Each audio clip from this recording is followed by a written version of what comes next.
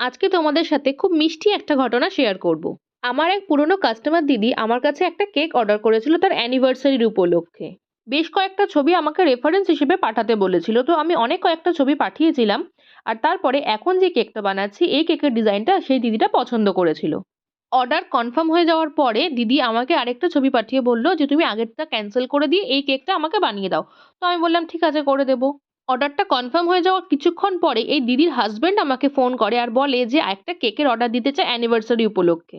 তারপর সেই দাদাটা নিজে থেকেই আমাকে এই কেকের ছবিটা পাঠিয়ে বলল যে তুমি এই কেকটা আমাকে করে দাও।